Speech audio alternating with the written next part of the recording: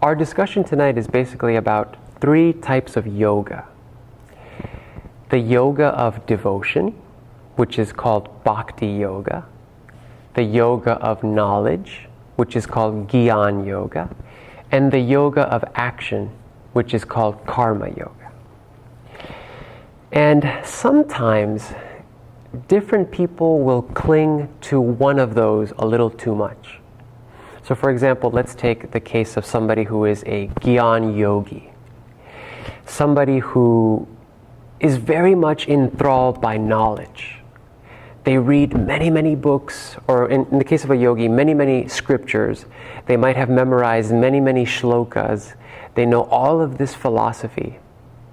And so their practice is a lot about knowledge, the Gyan. And so a person like that sometimes gets puffed up with vanity. Ooh, look at me, I'm so smart. I'm so spiritual because I know all of these wonderful shlokas and spiritual phrases and things like that, right? So there's a danger in that. There's a danger in that because you see, that supreme consciousness, which we are trying to achieve in our spiritual meditation, is not something that you can comprehend intellectually. Words are always going to be lacking.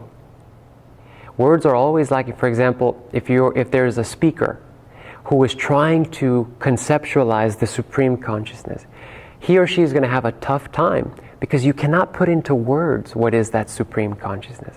And also for the listener, it's complicated because we don't have the mental faculty to comprehend even the supreme consciousness, even if we had the right words, because our minds are also limited. They're small, in order to do that huge task.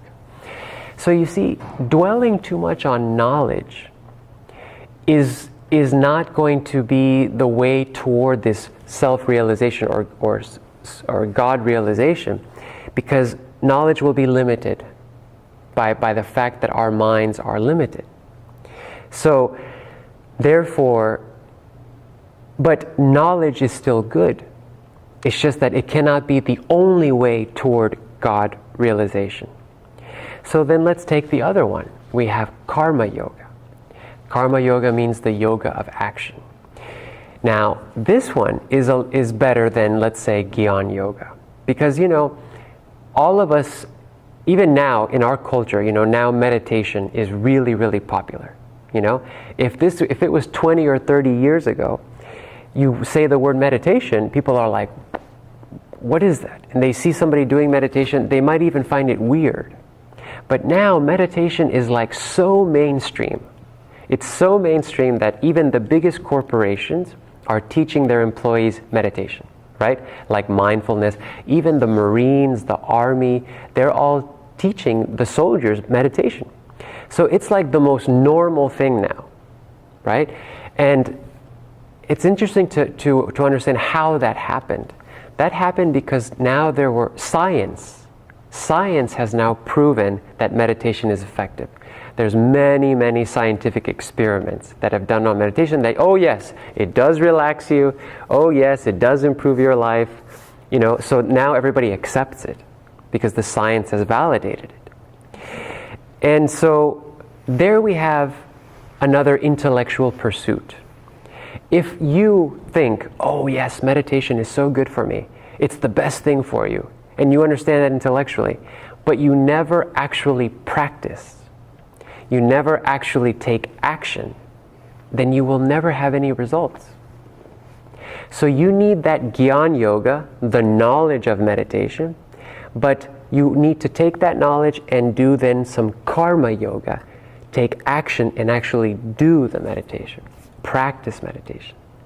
So you might say that you need maybe 1% Gyan, in other words, somebody to teach you meditation, and then 99%, let's say, action. Then you have to do it.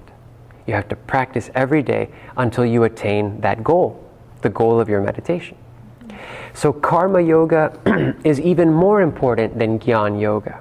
because we have to be doing these practices that we learn through the scriptures and through our teachers.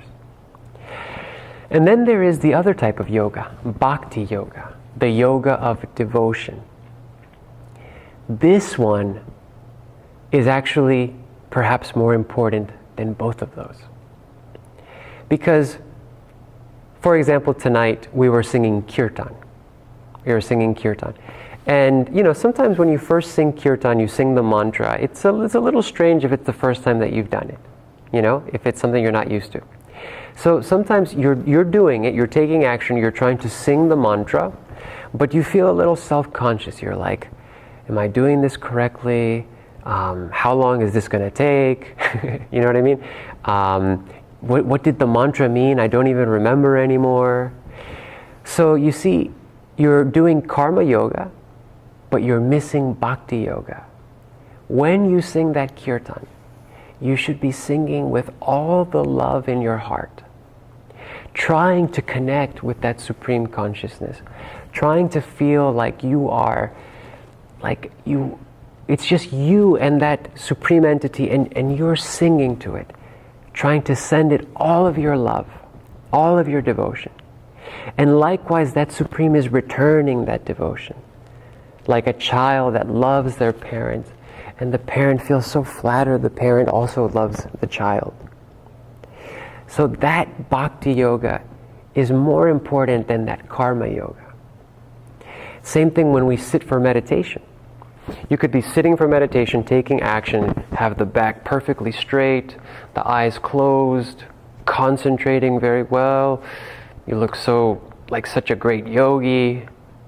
But if you are just repeating the mantra mechanically, and you are not saying it with the devotion toward the Supreme, then it's not as effective.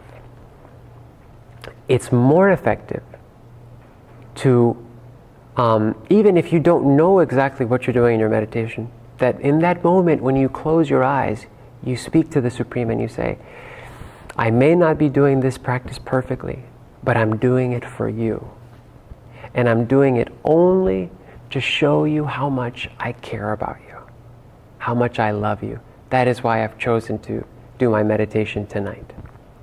So that love, those feelings of love, is what takes us actually to the goal. Because we will understand supreme consciousness not through intellect, not through knowledge, but more through feeling. I cannot explain to you what God is. I cannot explain what God is. I can only feel that God is. I can only feel who is God. Right? Mm-hmm. So feeling is very important, and that's part of that devotion, that bhakti yoga. So the truth is that we need all three: Jnana Yoga, Karma Yoga, and Bhakti Yoga. But as yogis and devotees, we should cling toward the Bhakti and the Karma. We have to do the practice, and we have to do it with love.